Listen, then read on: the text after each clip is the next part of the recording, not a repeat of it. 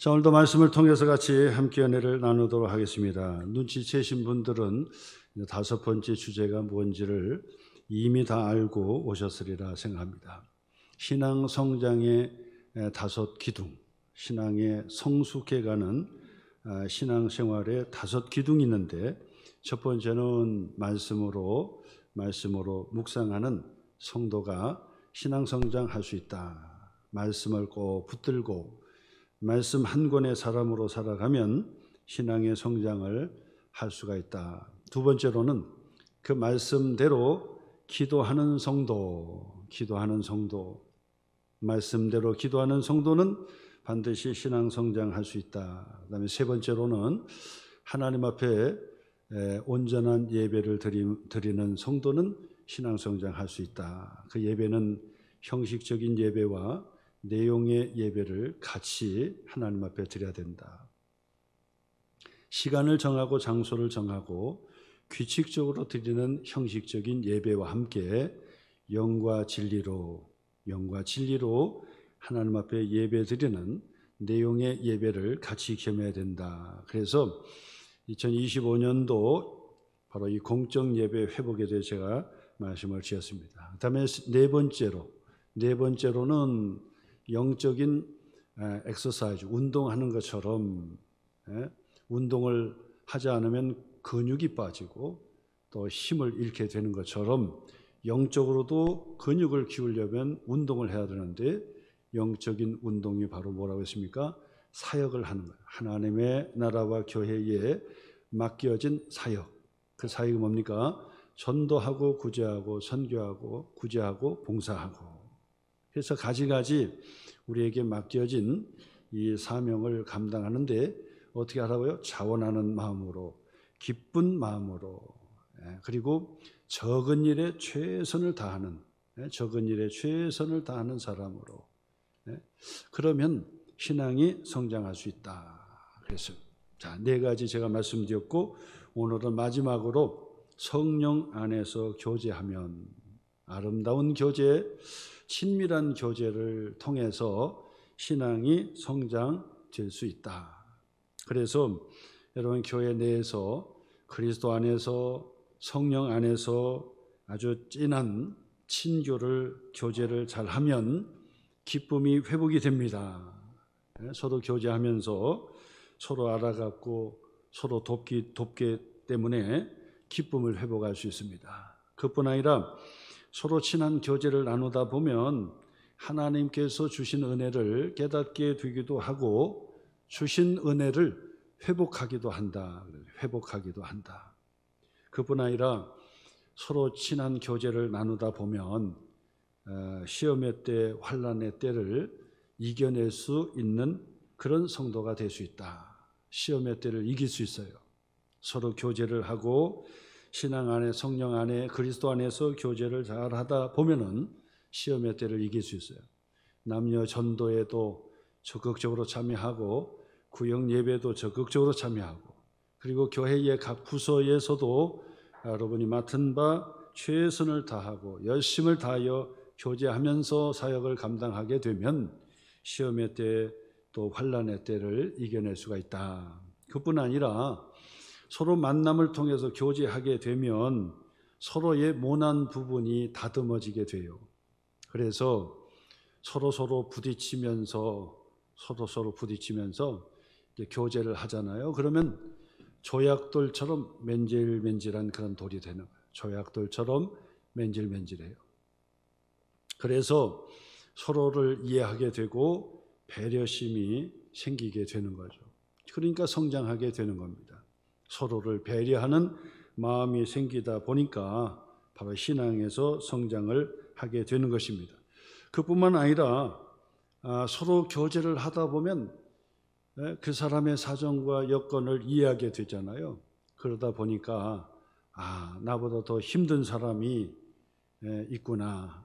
나보다 힘들지만은 믿음 생활 잘하고 주일 성수도 잘하고 기도 생활도 잘하고 적은 일에 맡겨진 사명도 잘 감당하는구나 라고 하는 것을 깨달아서 진실로 사랑하게 되는 거예요. 하나님의 그 사랑을 본받아서 사랑할 수 있는 사람으로 바뀌어지게 된다. 그래서 성령 안에서 교제, 그리스도 안에서의 교제, 교회 안에서 성령 안에서 친밀한 말씀의 교제를 서로 나누게 되면 서로를 잘 알아가기 때문에 기쁨도 회복이 되고 은혜도 회복이 되고 시험과 환난의 때도 이겨낼 수 있고, 그리고 서로의 마음을 이해하는 배려심도 생기게 되고, 그리고 진실로 하나님의 사랑을 본받아 그 사랑을 베풀게 되니까 신앙 안에서 쑥쑥 자라는 그런 성도가 된다. 신앙 성장, 신앙의 성숙에 기할 수가 있다. 그래서 어떤 분들은 말씀만 열심히 공부하고 말씀만 붙들면 신앙 성장하겠지. 물론 성장한다 그랬어요. 어떤 분들은 내가 주님 앞에 기도만 열심히 내 긴 기도하면은 신앙 성장하겠지. 물론 기도응답도 받고 문제 해결도 받고 신앙도 성장하고 다 할 수 있어요. 그리고 예배를 잘 드리면 하나님께 복을 받을 수 있고 신앙 성장하겠지. 마찬가지예요. 자, 그러면서 이제 네 번째, 다섯 번째는 이게 쉽지가 않아요. 뭡니까? 현장에서 전도도 하고 실천하는 거죠.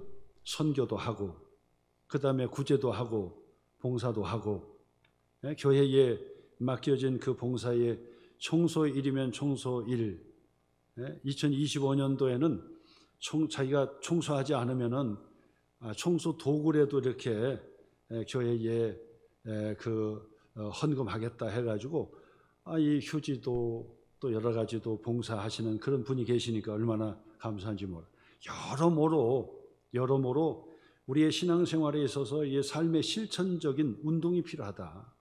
그래서 전도하고 선교하고 구제하고 봉사하는 일뿐만 아니라 또 서로 만나서 교제해야 돼요. 교제. 구원은 개인적으로 받지만은 하나님의 사역은 바로 동역자가 필요하다 그러잖아요. 내게 힘을 회복하고 또 내게 은혜를 회복하고 시험의 때 환난의 때를 이기려면 동역자가 필요한데, 교회 안에서 서로 조금씩 알아가면서 신앙의 성장을 할 수가 있다라고 말씀을 드리면서, 사도 바울은 로마 교회 성도들에게 교리적인 측면을 1장부터 11장까지 아주 논리적으로 그렇게 설명을 잘하고 있습니다. 그리고 나서 여기서 끝나는 것이 아니라 12장에서부터 마지막 장에 이르기까지는 실천적입니다. 그래서 앞에는 교리편, 12장부터는 실천편이다 이렇게 나누게 되는 거예요. 그러니까 반드시 이 서신서, 바울의 서신서는 교리적인 측면만 하고 끝나는 것이 아니라 어떻게 실천할 것인지, 어떻게 교회 생활할 것인지, 어떻게 교회 생활을 통해 하나님께 기쁨이 되고 신앙 성장할 수 있는지를 우리에게 가르쳐 주는 거예요. 그 첫 번째로는 하나님께 산 예배를 드려라, 영적 예배를 드려라고 권면하면서 오늘 본문의 말씀은 바로 신앙 안에서, 교회 안에서 성령으로 교제하는 친밀한 관계를 우리에게 아주 디테일하게 세심하게 우리에게 가르쳐 주는데, 이 본문의 말씀을 통해서 어떻게 성령 안에서 은혜로운 교제를 나눌 수 있겠는가? 5가지 원리를 우리에게 소개해 주고 있습니다. 5가지 원리입니다. 교회 안에서, 성령 안에서 교제를 잘하기 위해서는 어떤 원리가 있는지 5개를 가르쳐 주는데, 오늘 머리가 좋으신 분들은 5개를 다 짊어지고 실천할 것이고, 그렇지 않은 분은 1개 이상은 딱 붙들고 실천할 수 있는 그런 시간이 되었으면 좋겠다라고 생각하면서 이 5가지 원리 5개를 제가 함께 말씀을 나누려고요. 그 첫 번째는 뭐냐? 성령 안에서 아름다운 교제를 하려고 한다면 첫 번째 원리는 뭐냐면 어떤 누구와도 잘 어울리고 교제해야 된다라고 하는 원리가 있어요. 오늘 성경 13절과 14절 말씀 보니까 성도들의 쓸 것을 공급하며 손대접하기를 힘쓰라, 너희를 박해하는 자를 축복하라, 축복하고 저주하지 말라 그랬는데, 교회 공동체 안에서도 다 내 편만 있는 것이 아니라 나하고 마음에 꼭 드는 사람만 있는 것도 아니라 세대도 다르고 환경도 다르고 성격과 기질도 다르고 행동 양식도 달라요. 다 다른 사람들이 교회 공동체 안에 구원받은 하나님의 자녀들로 함께하고 있다 그 말. 어떻게 교회 안에서 성령으로 그리고 그리스도 안에서 아름다운 교제를 통해서 성장할 수 있겠습니까? 첫 번째 원리는 끼리끼리만 사귀지 말고, 마음에 드는 사람들하고만 어울리지 말고 어떤 누구와도 잘 어울려야 한다라고 하는 원리를 우리에게 가르쳐 주는 거예요. 내게 까다로운 사람, 그 사람도 가까이 가라 그래. 가까이 가라. 그리고 나서 교제하라는 거 교제하라. 더 나가서 오늘 성경에 보니까 너희를 박해하는 자도 있다. 박해하는 자. 몰라서 박해하는 사람을 멀리하면 안 되고요. 오히려 오늘 성경에 보니까 축복해주고 저주하지 말라고 얘기하고, 그 다음에 쓸 것을 공급해주고 손대접하기를 힘쓰라고 그렇게 말씀해줘요. 내 마음에 드는 사람, 내 취향과 맞은 사람하고만 늘 교제하다 보면 그러면 편할 수도 있겠지만은 교회 공동체는 그렇지 않은 사람하고도 만나야 되는 거예요. MBTI를 검색해 보면은 다 성격과 기질이 다 다르고요. 무엇을 판단하는 데 있어서도 행동 양식, 사고 방식이 다 틀리다 그 말이에요. 그러나 그 사람들하고도 잘 어울리는 그런 그 교제가 있어야 돼요. 그래야 하나님께 기쁨이 되고 이것이 훈련이 되는 거, 훈련이 된다. 이것이 훈련이 되는 거예요. 오히려 나에게 이 박해하는 사람, 핍박하는 사람이 있다고 한다면, 나에게 상처 주는 사람이 있다고 한다면 오히려 그 사람하고 좋은 관계로 다시 회복하는 그 훈련을 할 필요가 있어요. 그러면 그만큼 성숙해지는 거예요. 직장 선교를 다니면서 바로 이 직장 생활 얼마나 힘들어요. 힘든 것이 일이 힘들어서 힘든 게 아니라 사람의 관계가 힘든 거예요. 사람의 관계가. 윗사람이 나하고 맞지가 않아요. 그러면 늘 부딪히게 돼 있어요.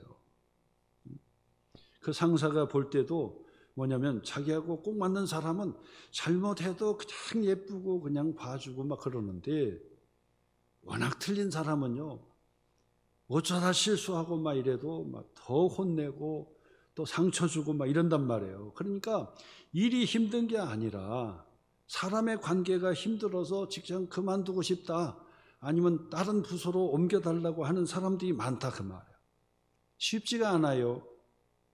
근데 직장에서는 그만둬도 되고, 직장에서는 다른 부서로 옮겨도 되고, 자기가 승진하고 저 사람은 또 은퇴하고 막 이런단 말이에요. 근데 교회 공동체 속에서는 이게 참 힘들어요. 어떻게 해야 되느냐? 항상 피하여만 갈 수가 없고요. 오히려 축복해주고 또 그에게 잘 선물로 또 베풀어 주라 그 말. 그래서 제가 이 직장 선교에서 그 얘기합니다. 분명히 마음에 들지 않는 상사가 있고 동료가 있을 것이다. 그러면 잠언서의 지혜의 말씀으로 권면해 주는 것처럼 작은 선물이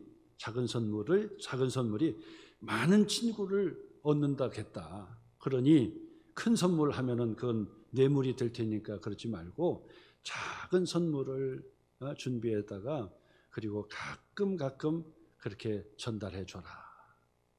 그렇잖아요. 껌이라도 사가지고 식사하고 난 다음에 다 준비했듯이 딱 그 앞에 내놓으면 얼마나 센스 있게, 얼마나 고마워하겠습니까? 작은 것이라도 정말 기쁨을 줄 수 있는 선물이 있을 수 있단 말이에요. 이처럼 정말 나하고 어울리기가 어려운 까다로운 그런 사람이라 할지라도 오늘 성경 보니까 쓸 것을 공급해주고 대접을 해줘봐라. 그리고 축복해주고 저주하지 마라. 이것이 훈련이에요. 이것이 훈련. 끼리끼리만 모여서 늘 그냥 얘기하고 끼리끼리만 이러면 아무런 훈련이 되지 않아요. 근데 그렇지 않은 사람하고도 잘 어울리다 보면은 내가 용납해야 될 것도 있고 참아야 될 것도 있고 오해하지 말아야 될 것도 있고 내가 베풀어야 될 것도 있고 더 섬겨야 될 것도 있고 막 그렇단 말이에요.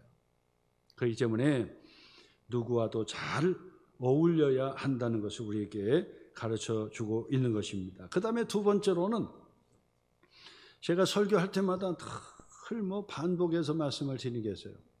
시기 질투하지 마라. 원망 불평하지 마라. 그리고 미워하지 마라.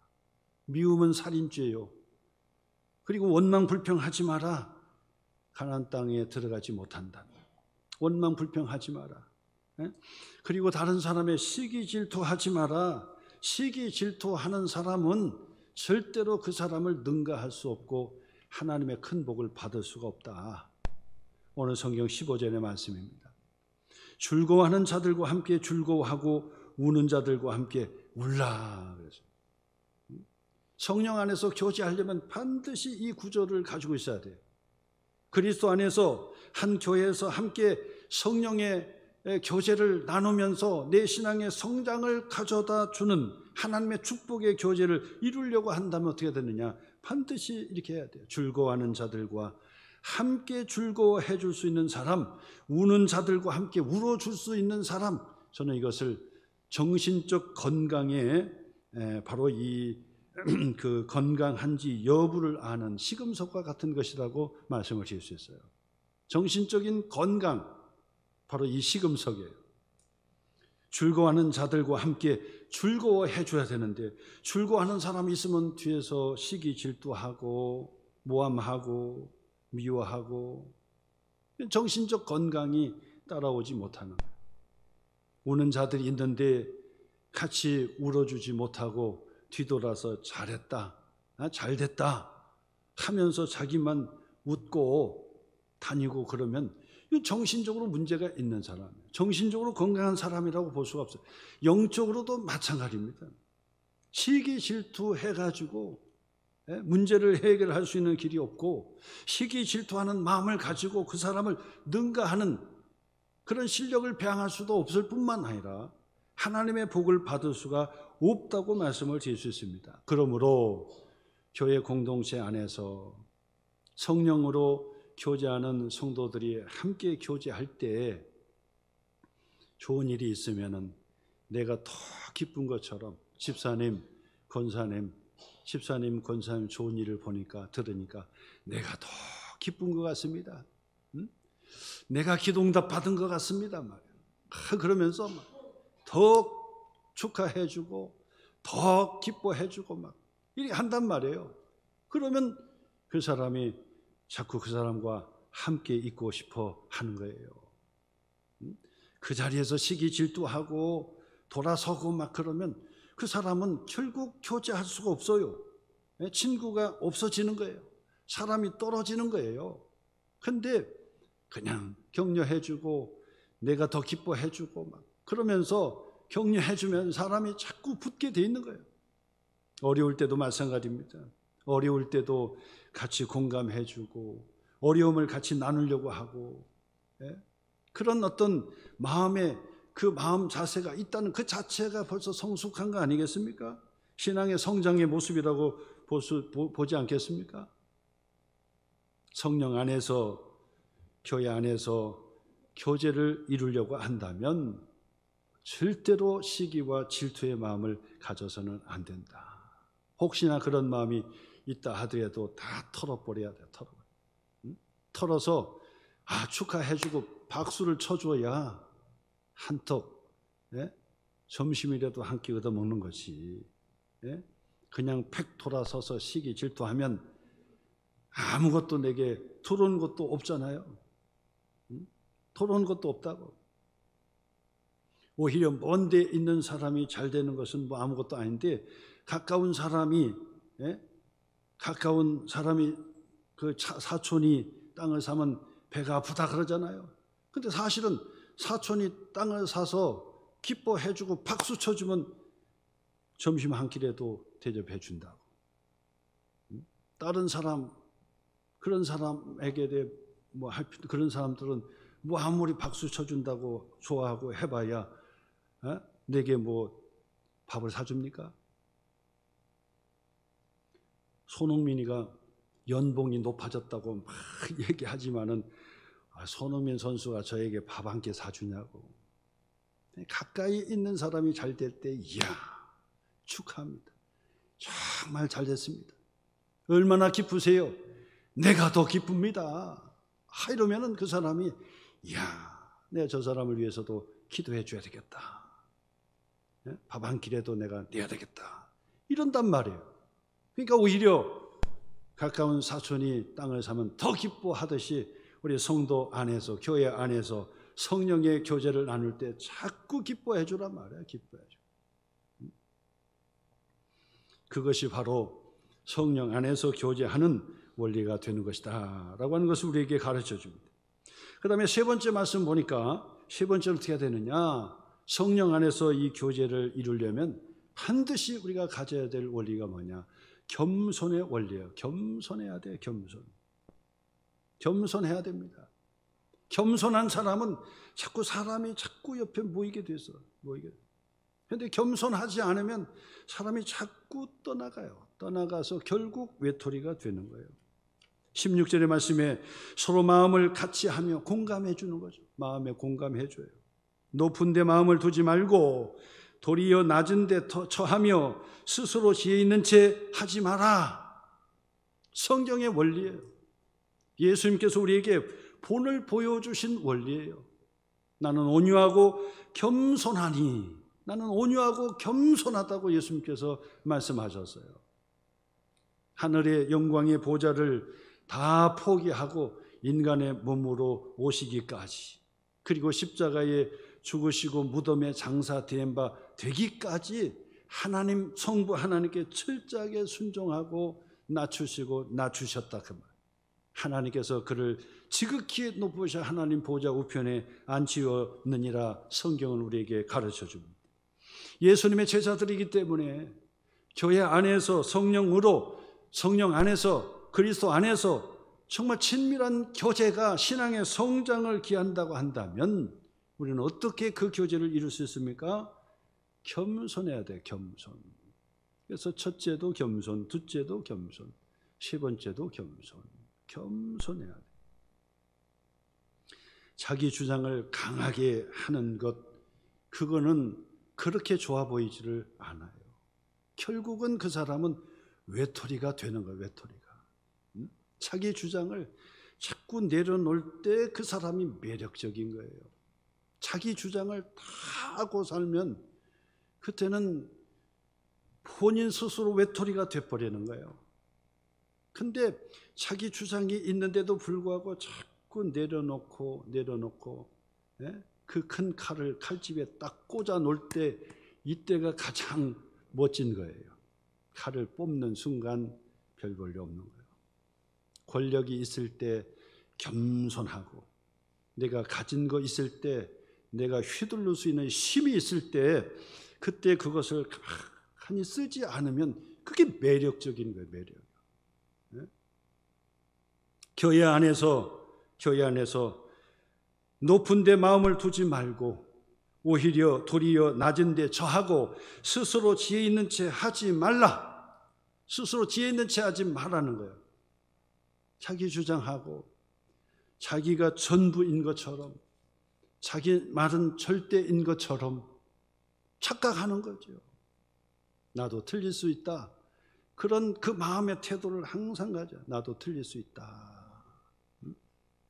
플라톤은 아주 유명한 얘기를 했습니다. 서로의 교제 대화를 하려면 100가지를 먼저 공감해주고 그리고 이견을 얘기하라 그랬다고.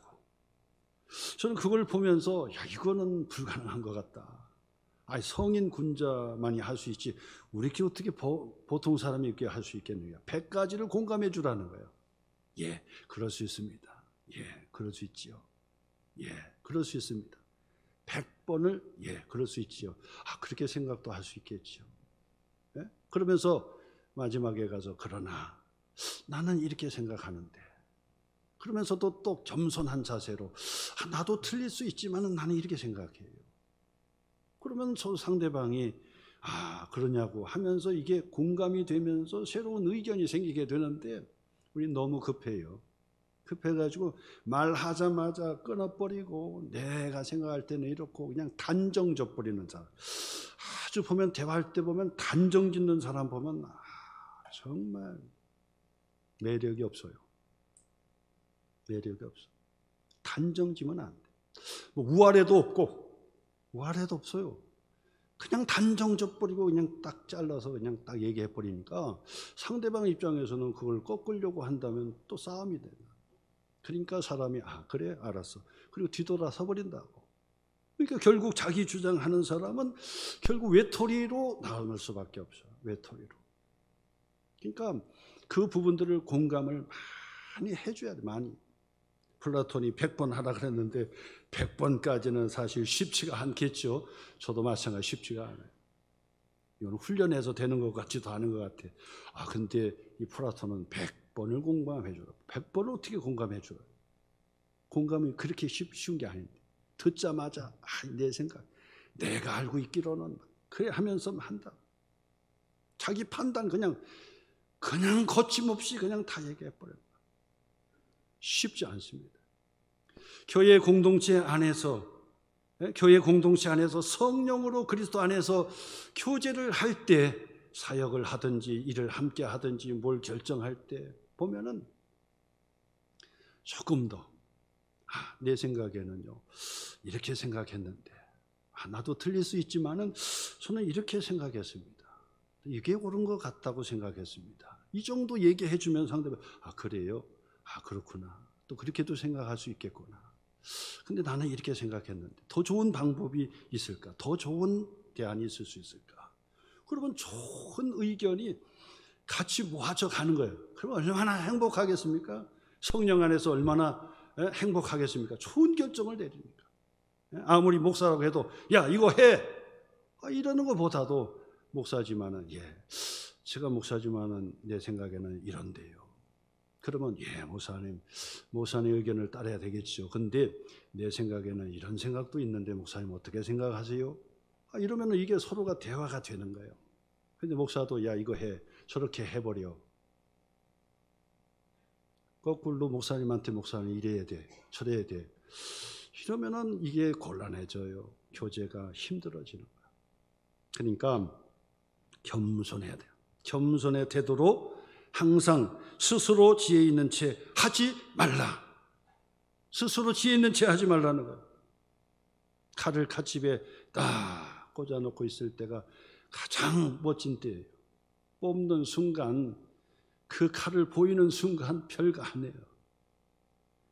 항상 겸손한 자세로 자신을 낮출 수 있는 사람은 사람이 점점 모여들게 돼 있어요. 근데 자기 주장 계속하고 굽히지도 않고 막 그러면 점점 외톨이가 된다는 사실을 아셔야 돼요. 세 번째 원리가 그렇습니다. 겸손해야 된다.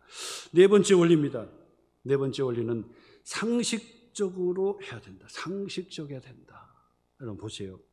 17절 말씀해 보니까 아무에게도 악을 악으로 갚지 말고 그랬잖아요. 악을 악으로 갚지 말고 모든 사람 앞에서 선한 일을 도모하라.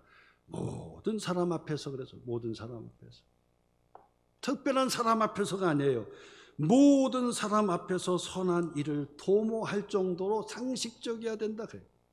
교회 안에서 교제를 하는 데는 정말 특별한 상황이에요. 사실은요. 어려워요.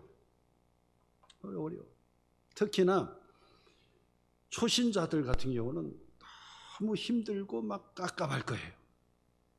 신앙생활 오래 하는 사람들 보면은 막 아주 일반적이질 않아. 상식적이질 않아요. 그러니까 이게 대화가 힘들어지는 경우가 있어요. 근데 그리스도 안에서 성령 안에서 교제를 하려면 어떻게 되냐? 반드시 상식적이어야 돼요. 모든 사람 앞에서 선을 도모하는 상식선이어야 돼요. 상식선. 유명한 말이 있습니다. 옴니버스 옴니아. 모든 이에게 모든 것을 이라고 아주 중요한 예죠. 모든 사람.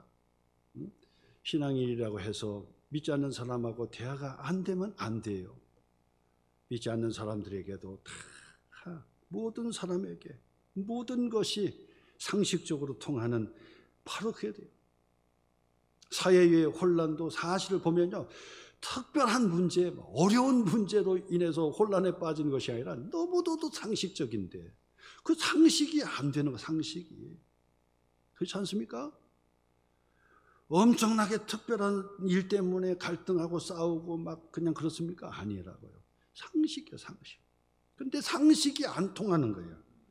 상식이 안 통하니까 이게 대화도 안 되고 교제도 안 되고 문제 해결도 안 되는 그런 경우를 본다 그 말이에요. 교회 안에서 가장 뛰어난 영성이 무엇입니까? 그것은 내가 기도를 많이 하는 것이 영성이 아니에요.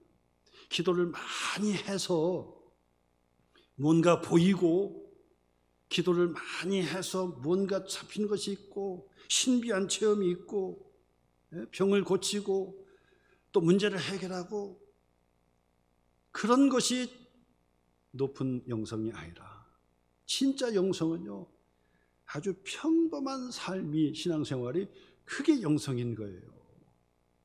제가 몇 번이나 제가 말씀을 드렸지만 18세기 프랑스의 가르멘 수도원의 수사였던 로렌스 형제, 제가 몇 번 얘기하는 로렌스.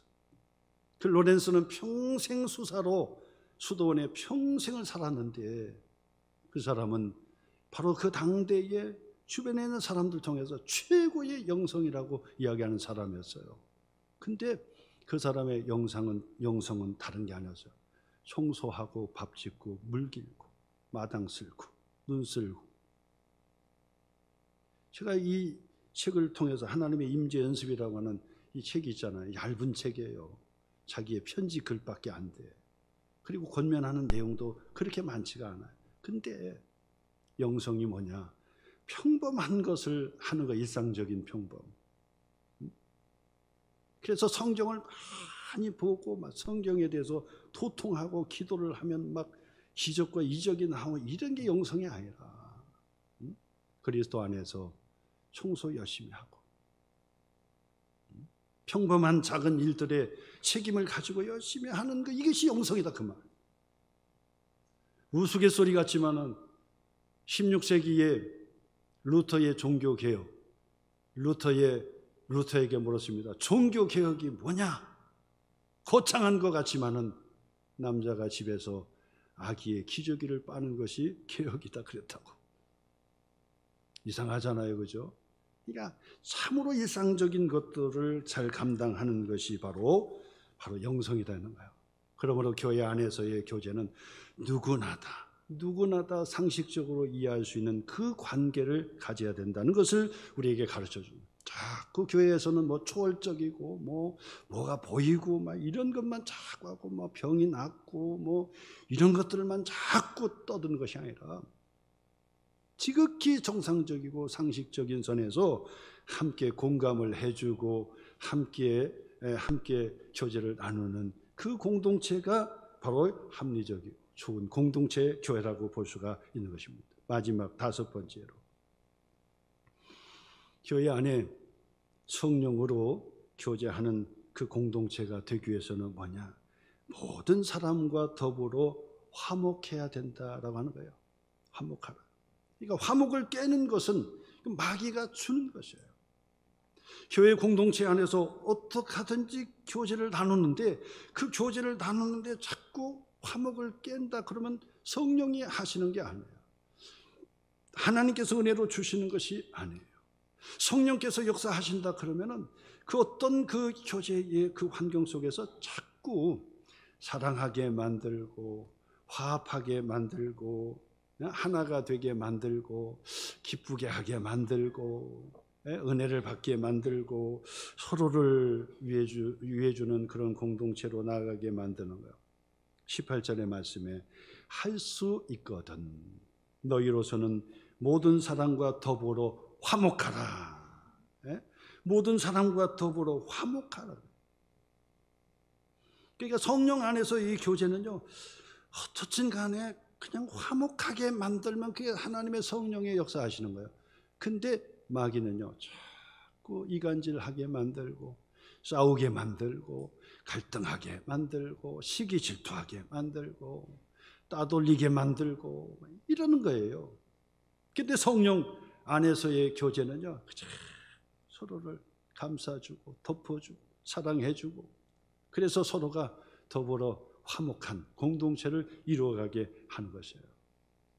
우리 소망교회가 성령 안에서 교제를 한다라고 한다면 그 성령은 바로 우리의 모든 교제 가운데 늘 화목하게 만드는, 화목하게, 마음을 편안하게 만들어주고, 기쁨이 다시 회복하게 만들어주고, 은혜를 다시 회복하게 만들어주고, 그리고 하나님 앞에 찬양하며 기도하며 예배로 나아갈 수 있도록 그렇게 만들어준다 그 말.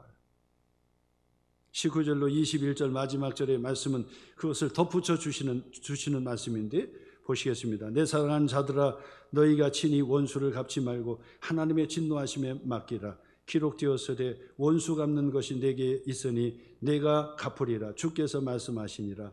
내 원수가 줄이거든 먹이고 목마르거든 마시게 하라. 그리함으로 내가 숯불을 그리 머리에 쌓아 놓으리라. 악에게 지지 말고 선으로 악을 이기라.